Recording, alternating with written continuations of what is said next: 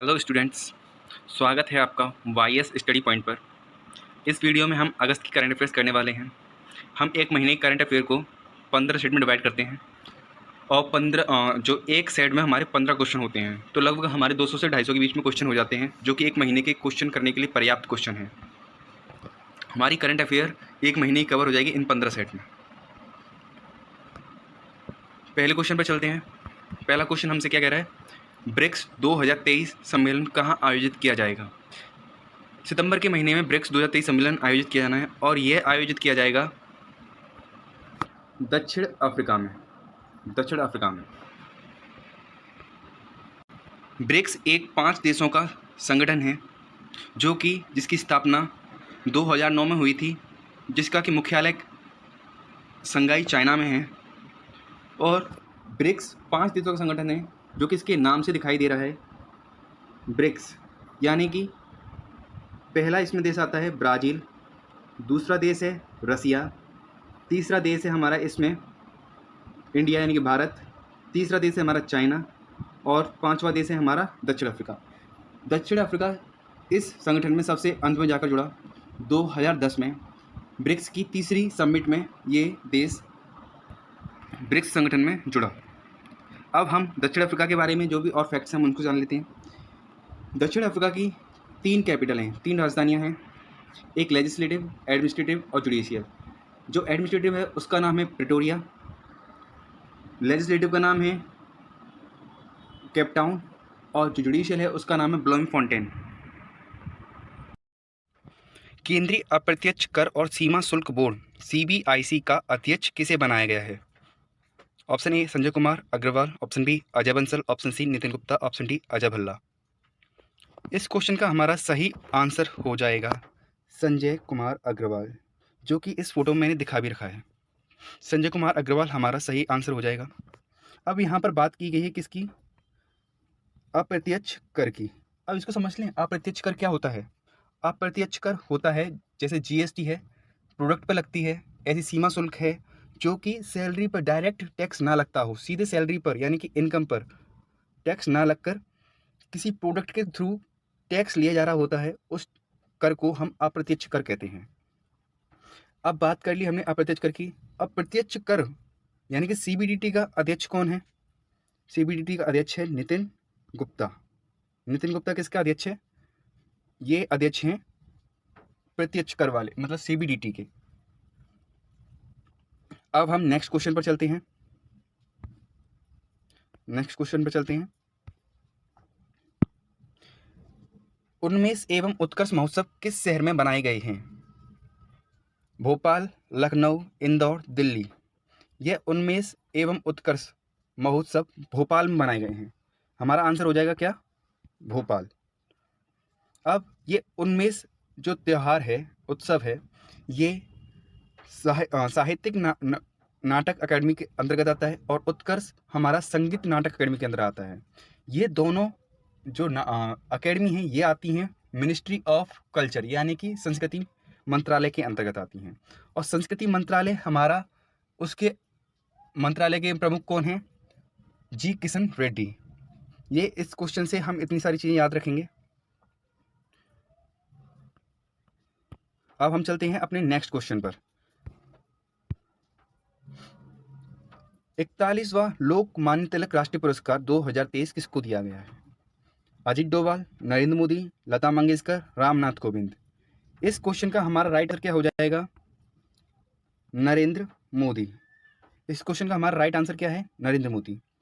41वां लोकमान्य तिलक राष्ट्रीय पुरस्कार 2023 नरेंद्र मोदी को दिया गया है। यह पुरस्कार बाल गंगाधर तिलक की पुण्यतिथि के अवसर पर दिया जाता है। बाल गंगाधर तिलक की मृत्यु 1 अगस्त 1920 को हुई थी।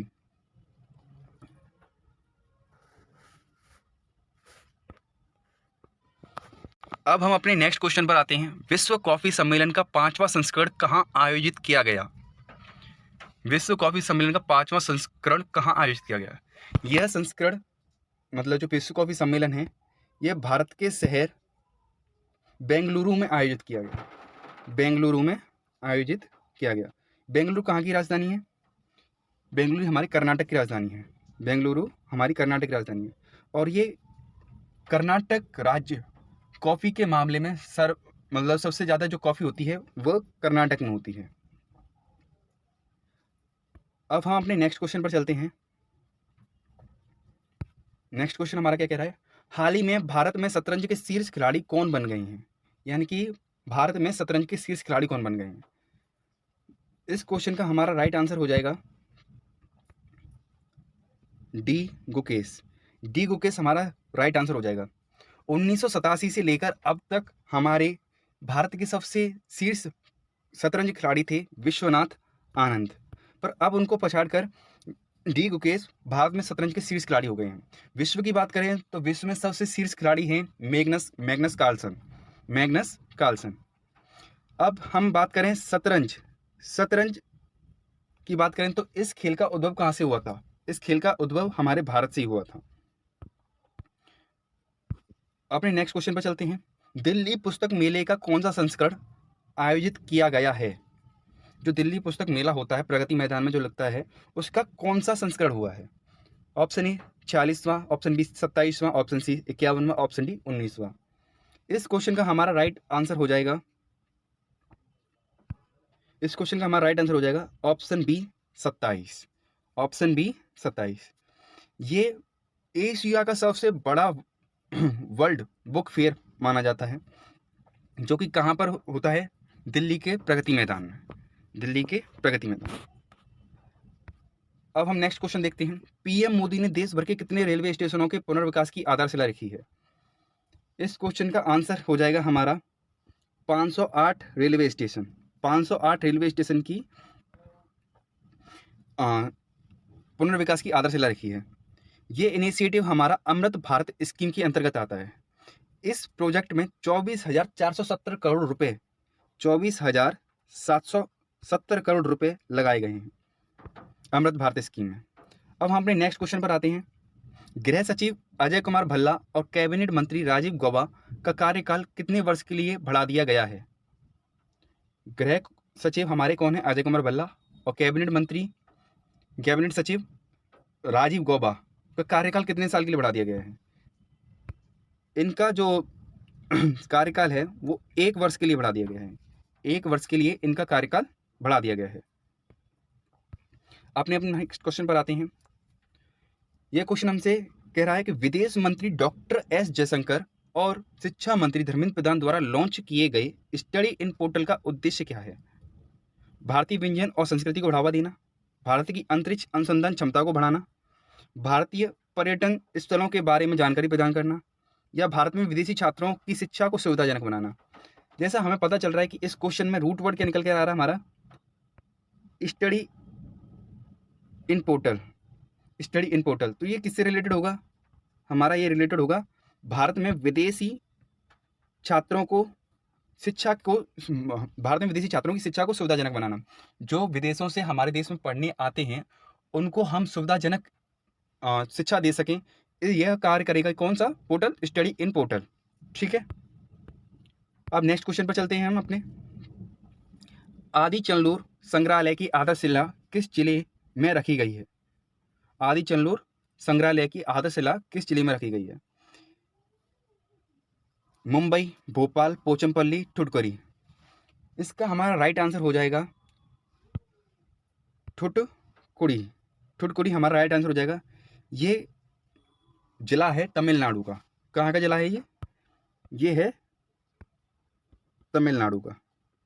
ये तमिलनाडु का एक जिला है जहाँ पर आदि चंदलूर संग्रहालय की आधारशिला रखी। यहाँ पर हुआ क्या है, यहाँ पर जो कि पुरापहाड़ काल के कुछ पॉट्स वगैरह यानी कि मटके वगैरह मिले हैं, तो उन्हीं को उनके लिए एक म्यूजियम बनाया गया है कि वहाँ पर आकर पर्यटन लोग उसको देख सकें। अब आते हैं हम अपने नेक्स्ट क्वेश्चन पर।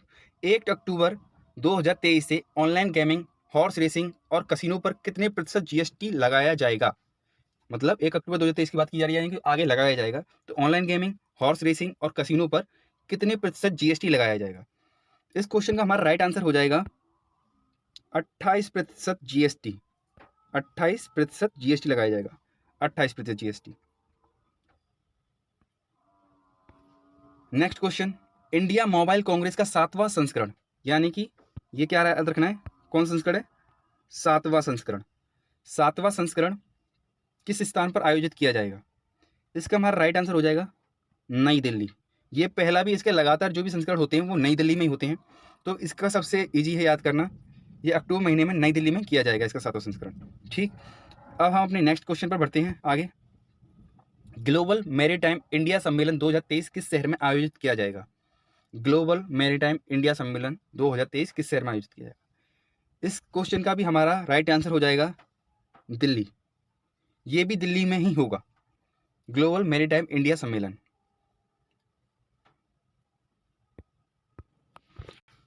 अब जब हमने दिल्ली की बात इतनी आ ही रही है तो दिल्ली के बारे में थोड़ी सी चीज़ और जान लेते हैं। दिल्ली के सीएम कौन है? केजरीवाल हैं। दिल्ली के लेफ्टिनेंट गवर्नर कौन है, मतलब जो गवर्नर दिल्ली के वो कौन है? विनय कुमार सक्सेना। विनय कुमार सक्सेना। नेक्स्ट क्वेश्चन हमारा, स्पेन में होने वाली टोर्नियो डेल सेंटेनेरियो प्रतियोगिता को भारत महिला हॉकी टीम ने किस देश को हराकर जीत लिया है? जो टोर्नियो डेल सेंटेनेरियो प्रतियोगिता ये कहाँ पर हुई? स्पेन में। और भारतीय महिला टीम ने ये खिताब जीत लिया है, किसको हराकर? स्पेन को हराकर ये खिताब जीत लिया है। स्पेन को हराकर ये खिताब जीत लिया है। अगर हम बात करें पुरुष वर्ग की टीम की, तो पुरुष वर्ग टीम को स्पेन कोई भी मतलब जीत नहीं पाई है। पुरुष वर्ग टीम में स्पेन ने जीता है इंग्लैंड को हराकर। ठीक है, तो आज की हमारे जो क्वेश्चन वो सारे खत्म हुए, आज का सेट कंप्लीट हुआ। अब नेक्स्ट सेट के हम अगले दिन लेके आएंगे, नेक्स्ट डे हम सेट 2 लेकर आएंगे। तब तक के लिए गुड बाय और तैयारी करते रहिए।